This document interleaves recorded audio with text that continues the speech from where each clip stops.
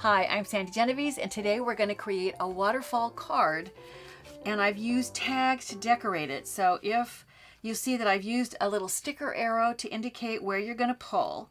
So I'll get my hand in here, and when I pull on this tag, all of these tags move. Plus, notice that my message is revealed. So it says, just a note to say hi, that I've written with a white pen on black, so that closed up, you don't see the message. And when you pull on it, you do. And you can also, if you want to, you can add messages or additional information on each of these tags that are only become visible as you pull. So it's really kind of fun. This waterfall mechanism, believe it or not, it's not difficult. We're going to see how to do it. And we're going to see how to do it to create other cards and how to do it to create a little waterfall scrapbook. In order to start, you want to start, and let's look first at this waterfall mechanism. So what I've done is I've taken and I've cut a strip that's 2 inches by 9 inches long, and I've scored it. So I've come in 2 inches, and I've already gone ahead and folded this because I think it's easier for you to see than to try to find my score marks on this one. So I've come in 2 inches and scored, and then 3/4 of an inch and scored again, another 3/4 of an inch, scored again, and another 3/4 of an inch and scored again. So altogether there are 4 score marks. The first one at 2 inches, and then every 3/4 inch, in order to have 4 score marks. And then I have created a mountain fold on each of these. This creates really the mechanism.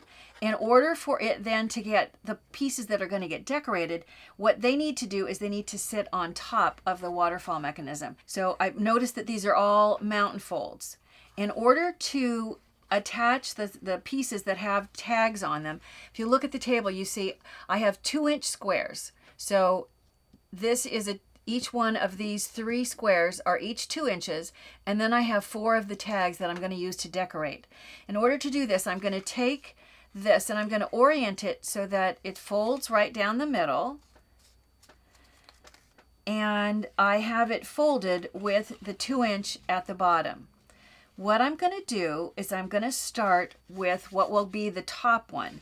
And in order to do that, I think it might be easiest. I'm going to go ahead and put my decoration on each of these tags first. So some of the tag actually sticks off of the bottom. So I'm going to place this so that it's pretty much in the center of the 2-inch square, with an even amount of white showing on both sides, and then go ahead and press it down. You can see this is why I didn't want adhesive all the way to the bottom, because you don't have to. I'll show you decorations that are just on the 2-inch square, but your decoration can go off the edge too if you want. So here is what will be the first one, and then I'm going to put adhesive on the back of the next one, tag number 2. Do the same thing, place it so it's in the middle. That's number 2. This is going to be tag number 3. So placing adhesive, and it's going to go once again in the center, with trying to get it pretty much in the middle with a fairly even amount of white on both of the sides. The bottom one is going to go directly on the card itself. So I'm going to go ahead and fasten this down just so you can see how this is. It's folded in half with all the mountain folds in this direction, and the 2-inch square facing toward the bottom. And I'm going to do the same thing, put adhesive on everywhere except the very bottom section of this tag. And it could be that this one, you can see it's going to, once again, I need to line it up with even amounts on both sides, and no adhesive on the back side. Now what I need to do is attach these, and I think that it's easiest to start with this layer and build instead of starting with the top. I'm going to be placing adhesive just on this strip that will allow me to position this so that only the top portion of this 2-inch square is going to be fastened down. So I'm going to go ahead and I'm going to place adhesive on all of these tabs. Might as well just do them all right now, it'll be faster. And then I'm going to take and place this. I don't know how easy it is for you to see my fold line, but I'm going to line this up with the fold and with the sides. Position that so it's fastened down. Take the next one and line it up so it lines up with my fold and with my side edges, and fasten it down, and then the top one. And do the same thing. Line it up with the fold. So this gives you the waterfall mechanism. So it's all of these are just stuck, all of these little 2-inch squares are just stuck at this top. Now it's time to create the portion that's going to give you the tab, the part you pull on. So I'm going to take this strip of black, and I've just cut a little kind of a ribbon design out of the bottom. What I normally do is I write my message. If I'm going to write it on here, I write it first. So if I mess it up, I don't have to replace this whole thing. I just have to replace this. I'm not going to stop to write my message, but it needs to line up with that top fold line and basically in the middle. So when it looks like, it's like, come a little more to this side. When it looks like it's in the middle and lined up with the fold, so you can see, fold it over and press down. So now I have the waterfall mechanism is in place. At this point you can write your message, or you can write, in some of my examples, I write on the white part here around the edge. And if you think the person might not know what they're intended to do with it, sometimes I put an arrow sticker, sometimes I write the word pull right here so they know what to do. This is now going to get attached to the card. But first, let's look at the card. We haven't created that yet. So I started with cardstock that was 6 by 9, and I folded it in half. And just for a little more decoration, I've added a decorative paper that is just going to go right down the middle of the card. So you're probably going to want more adhesive than that, but I'm going to just position this so that it's right down the center. It's lined up with the bottom and with the top. At this point, this is the point where you're going to put all the layers together. This needs to attach to the card, and it attaches with this strip. This strip needs to match the width of the cover.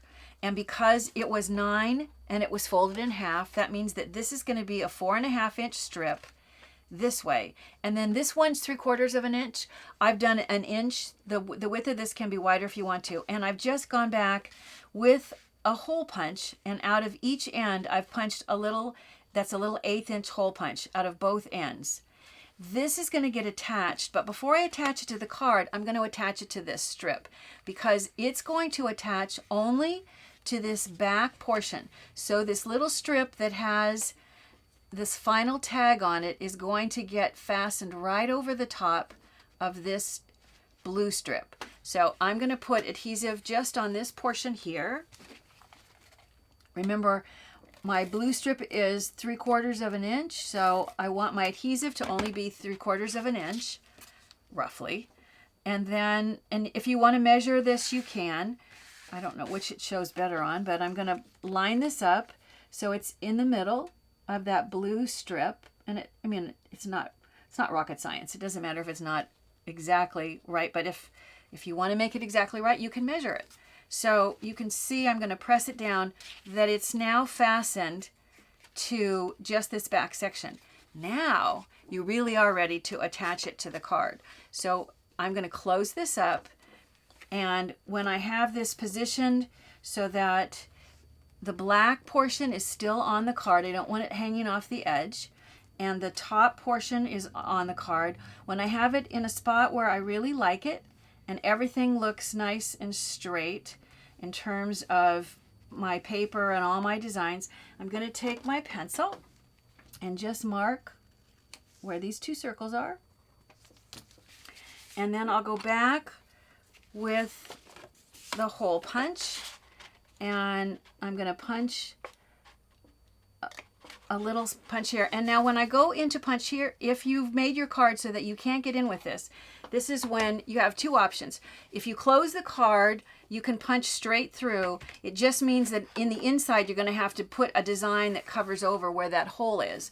Or if you have a screw punch, I can't live without mine.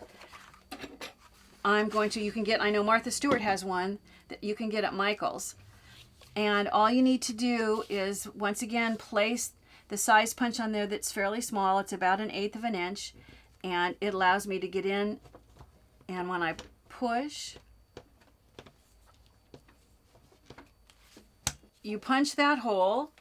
And then what you're going to do is go back and line these up with the holes. And take, if I can show you, these are happen to be little baby brads, but whatever size brad that you have handy that works in the colors that coordinate well with what you want. So there's going to go inside. I'm going to flip this over and open up. Try to do this with my tweezers so that maybe you can see a little bit better what I'm doing. Try to open up the prongs on this brad. Open up that one and do the same thing with this one. Kind of separate those. Notice how I picked brads that were little so the prongs aren't very long, but when it twists to the side, if it shows, you can always go back and trim those off with scissors. Believe it or not, it's thin enough. So now it's attached to the card, and that easily, really. I mean, it is a few steps, but none of the steps are hard. Look at how cool this works. It works every time, and it fascinates me every time. It's fun. So this one is one where I use tags. Then I thought I would show you some others that I've made. Here is one for springtime that uses flowers. You can see each time, instead of having the design overlap the square, it actually sits all on top of the square. And notice that my message reads this way. So it says, thanks a bunch. And instead of using brads, I've used those really strong, clear glue dots to hold this. It does need to be something strong to hold these edges here. Here's an example. This is larger, so all of my dimensions were larger. But in this case, I've got stars, and it says, what's news with you? Because I've used newspaper to decorate the bottom of this card. Here, a completely different background, but the waterfall card works the same. This one says a hearty hello. If I turn it to the side, it's a little easier to read, but it all works the same. And those are all different variations. You can see the background for the cards are different sizes. Sometimes even the waterfall mechanism is a different size, just needs to function the same way. You could take the same idea and turn it into a scrapbook. This is one that I did for Caitlin when she cut off her hair. She sent it to Locks of Love, and I thought it was such a loving and such a special thing to do that I created a little scrapbook for her. Instead of the card reading vertically like this, I wanted it to, this mechanism, if you look at this star one, instead of it going on the card like this, it's going to orient sideways. However, the photos are vertical photos. So here you can see that I've got photos of Kate, and when I pull, you can see that the first one, this was her long hair. Here it is where she's starting to braid it. There it's cut off, and there she is putting it in the mail to send it to Locks of Love. So the exact same concept, but just this time with photos. So whether you do a scrapbook and use photos, or you want to use die cuts like the one that we did today with tags, which mine says just a note, remember to say hi. You know, because sometimes you just want to send a card for no reason but to say hi.